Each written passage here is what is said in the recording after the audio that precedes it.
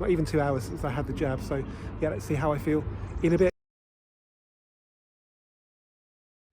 Hello guys, and welcome to this Volkswizard video with a difference, because today I'm going to show you what a day in my life is like. So I'm actually sat in an Up GTI right now. I'm in Warwickshire. This car's going to be delivered to Surrey. After that, we're going to go through central London and then get a train to Hertfordshire, where I'm going to pick up an Audi S1 from an old friend of mine. But before we do that, I'm going to take you along for my COVID jab, because being one of the oldest YouTubers, just under the age of 50, I'm due for mine today. So yeah, let's go and get that right now. Okay guys, here we are in the town of Southam in Warwickshire. Last time I was here, I was having my fuel injection tweaked by Vince at Stealth Racing just down the road. Today, it's all about a different kind of injection. So there's the queue. Let's go and get this done. You're welcome, bye-bye.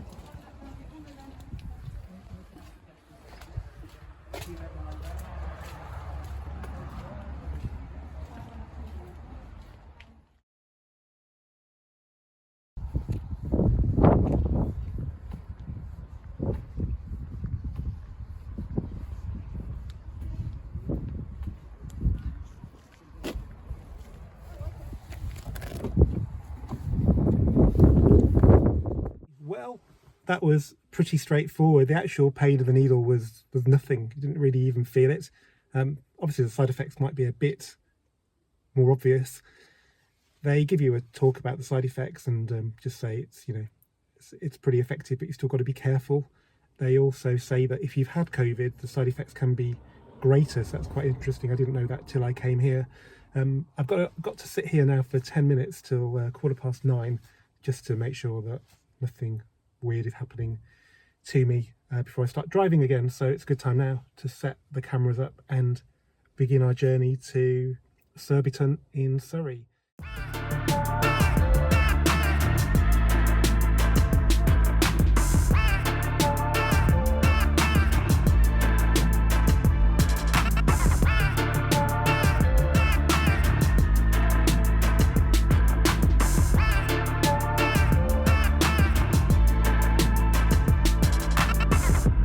Okay guys, well here we are on the M40, and I thought it might be a good time now to explain to you about how I go about delivering cars. Now this is something I've always done, but it's happening more and more now under lockdown, because you can't go and see cars and dealers shouldn't really have you on their premises.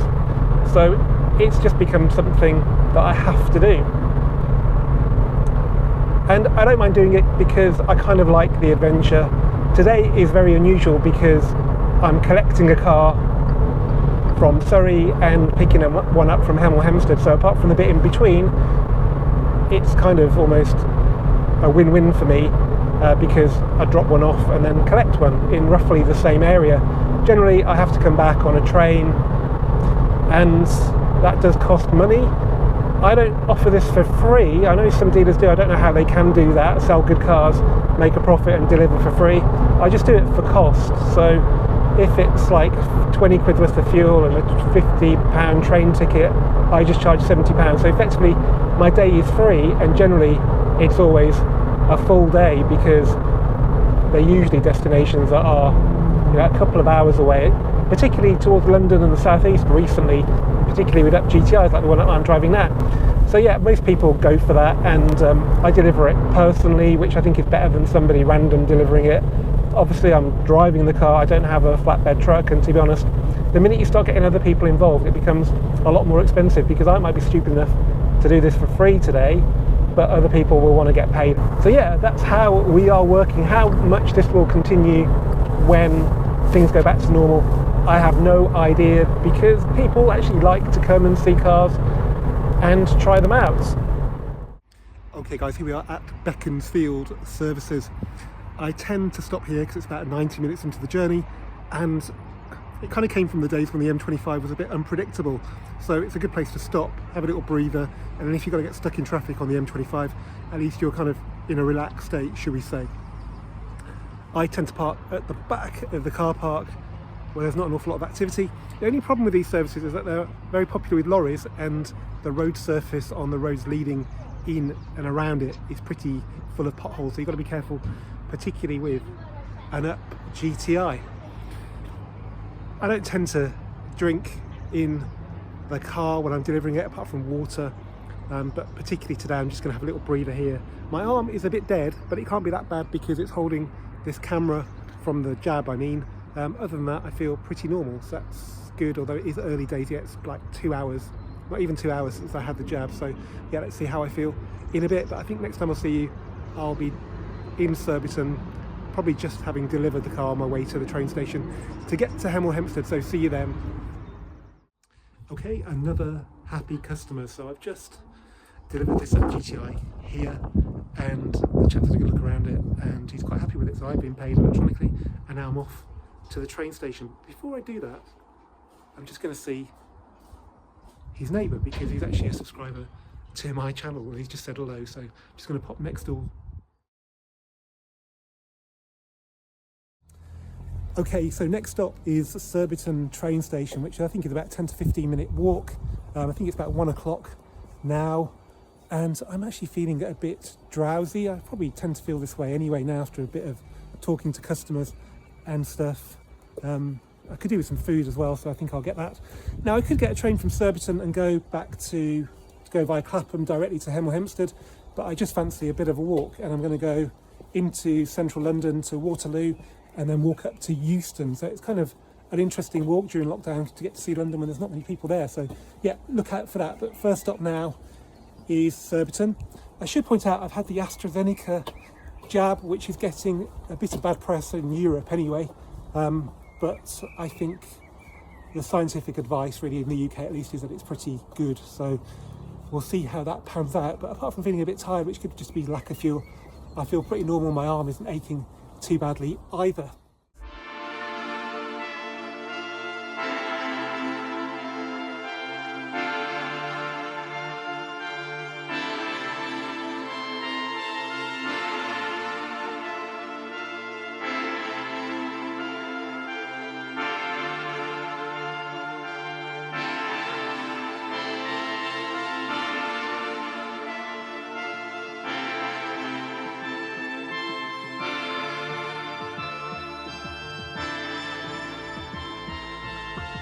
A bit of a change of plan, because on the way to Surbiton station I realised I felt actually quite tired and I didn't fancy walking from Waterloo to Euston, so I got a train to Vauxhall and then got a tube to Warren Street, which is a stop before Euston. Just fancied a bit of fresh air. I try and avoid getting tubes as much as possible just because of COVID. But just don't really feel up to it, probably because I've not had my lunch. It's 2:15 now and I just haven't had time to have my lunch. I'm waiting till I get on the next train in 20 minutes, which will take me all the way to Hemel Hempstead, where the S1 is waiting. So I'll see you when I get there.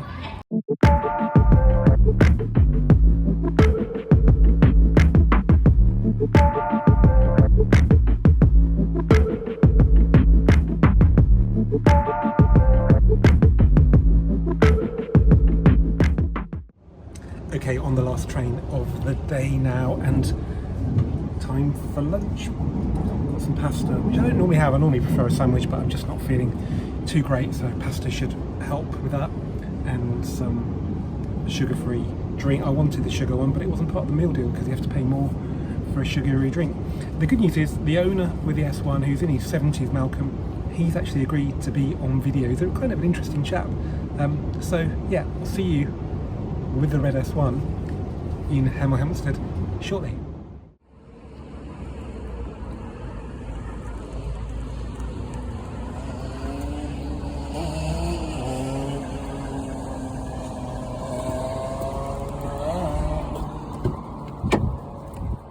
Okay, I'm here with Malcolm, the owner of this Audi S1, who's just had a tyre pressure warning bung up on the dashboard. That's a bit ominous, isn't it, Malcolm? But we can have a look at that. I'm sure you've got all the equipment to deal with that. I've known Malcolm for, what do you reckon, Malcolm, 4 or 5 years? Yes. First car I bought off you was that blue R32, wasn't it? Yes, it was. And then seemingly not long after that I bought your RS3. Yes. That was a good car, wasn't it? And you've got the RS5 in Riviera blue. Yes. You've still got your Golf R, which you had as long as you could have really, 2014, 1st of March. 6 years old now. this S1's going and a Q3's coming, because you finally decided at the age of how old are you? 75. 75 that he needs a more practical car. Yes. So poor old pensioner. Needs something comfortable. Yeah, I think you'll like that Q3, driving position and all that. And you've got enough toys to play with as well. Well, exactly. So we're just going up to Malcolm's house to do the paperwork, and then I'll be on my way home. I'm feeling all right now. I've had some food, which is good, because driving when you're drowsy is probably not a great idea, especially on these crazy roundabouts in Milton Keynes. What's this called? Magic Roundabout? The Magic Roundabout, Hemel Hempstead, of course. Oh, sorry, yeah, I'm not in Milton Keynes. I'm in Hemel Hempstead. So it's called the Magic Roundabout, yeah. Yes. You're obviously an expert at it. I've been round here a few times. Have you had any near misses? It's very interesting, first time. Yeah, I bet. Okay, well, we're at Malcolm's house now, and there is the car. So it's a 2017 competition model in Misano red. And you've not had it very long, have you? About 9 months, was it? 7. 7 months, yeah. Have you done many miles? So I'm due for another one. Yeah, that's true. You don't keep them very long, do you? Although you had your Golf R. 6 years. 6 years, that's some dedication, because I don't think many people keep them that long. No. Has it been reliable? Absolutely. No coolant leaks? No. No. How many miles have you done though? 34,000. That's some use, yeah. So you do use it. It's cool. So let's have a quick look at this then. So it's a competition model, which means you get the stripe on. Well, you actually get the filled-in tailgate, which is like the A1 Quattro concept car, but that's normally in black. You can have it in black on these, but it's expecting Daytona on this car. Daytona grey stripe on the side there. The rings, was that you, Malcolm? Yes, afraid so. Yeah. And the Quattro lettering on the back. Yes, that's me too. So Malcolm's fitted this Quattro lettering on the back, which you would make maybe some assumptions about the owner by doing that, but Malcolm's just an enthusiast, aren't you? Oh yeah. You look after your cars like they're a member of your family. Yes. And so if you see that on a car, it doesn't necessarily mean it's been thrashed around by some kid. It's just an enthusiast expressing their sort of personality. If you don't like it, it can come off, and it probably will come off because people will make assumptions. But this fine man is the owner, and you're not 17, are you? I'm not. No, he's a bit older than that. Well, So, obviously. yeah, cool. Let's just have a quick look at inside. So we haven't got the buckety seats, but they're still pretty decent. And there's some nice touches in there as well. So yeah, I'm really looking forward to driving that car back. Suddenly I don't feel tired anymore because I'm excited about this. So I've got to pay Malcolm a reasonable sum of money for it. £1,000 more than your Part X price. Yes. A whole £1,000 more. So yeah, but then you know, you look at the car, it's pretty much ready to sell. You've even fitted 3 new tyres, haven't you? Yes. That's why the warning came on. Malcolm had them fitted, specified the pressures to the fitter, but they didn't actually reset the tyre pressure monitoring, which is something I forget to do as well. It's kind of quite easy to forget. So that's why it came on. But yeah, 3 brand new contis. The other one must be like new anyway, surely. It is. Yeah. The side walls were cracked. Right. Other tyres, Yeah. which is why I've had them changed. Oh yeah, loads of tread still just because the sidewalls were cracking. Is that it? Yeah. I was trying to avoid advisories on the MOT certificate. Yeah. Great. And the car had only gone to the tyre place and then come to the train station, hence why it came on. So that's fully sorted. So yeah, let's get the paperwork done, and then I can head home and probably have a bit of a sleep, I think, after such a busy day.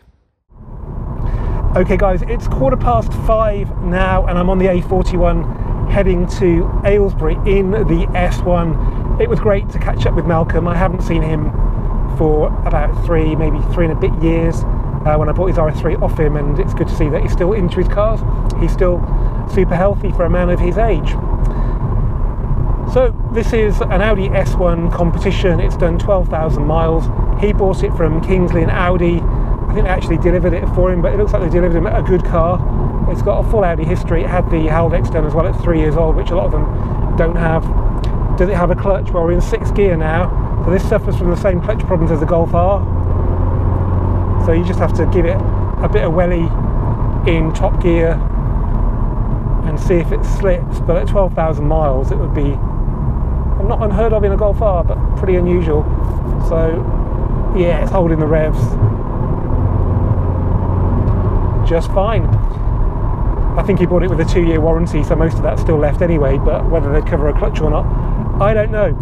So a bit of competition model, I'm not sure what's standard or not. On the S1 before the competition model, you didn't get an awful lot really. This car's got cruise, it's got rear parking sensors, it's got nice wheels, it's got the competition pack decals, doesn't have heated seats, doesn't have a flat bottom steering wheel, does have navigation, which is not generally standard on these. Trip computer, auto headlights, doesn't have folding mirrors. It's got some lovely carbon fibre mirror casings. I'm not sure if that's part of the competition pack, but they do look rather lovely. So yeah, I'm pretty pleased with this. I just need to get home now. So the nav, I think it's probably about an hour and a bit to where I live near Leamington Spa from here, near Aylesbury. So I'm just going to sit back and enjoy the drive, because I don't get to drive S1s very often. And I'll see you when I get back and give you a summary of the day and how I feel. I'm okay. I feel a bit tired, but I would do normally. I've got my trusty McDonald's regular white coffee, 99p, and this really does help with these kind of trips. So yeah, generally McDonald's, I don't eat an awful lot of food from there, but they're really good if you're travelling to get a coffee, go to the toilet. And actually in Hemel there was a brand new McDonald's with a toilet you could go to, which I haven't been in since I think December, because all the stores have been shut. So it's good to see a bit of normality coming back there. I have of course sanitise my hands on a regular basis today, because being vaccinated does not give you any immunity to it, not straight away for sure, and you could still get it and you might still find yourself not feeling very well, so you've still got to take precautions.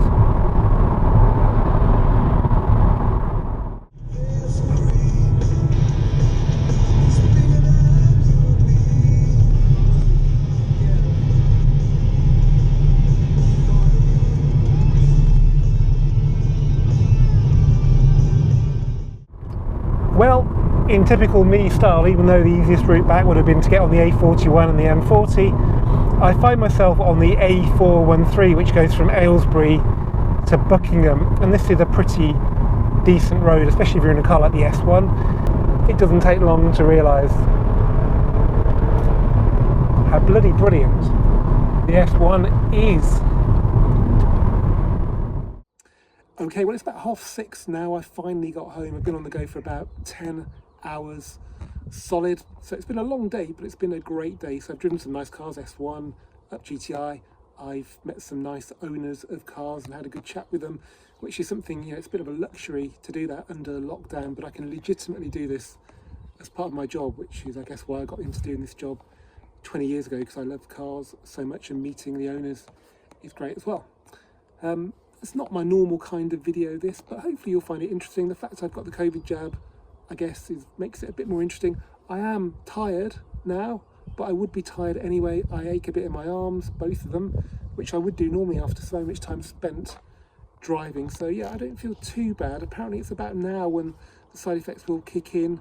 But yeah, I'm ready for some food now. So yeah, I better wrap this up right here. So guys, thank you for watching this slightly different Volkswagen video. If you've enjoyed it, please give it a thumbs up, please do comment, please do share, please do subscribe, and I will see you for the next one, hopefully hopefully very soon.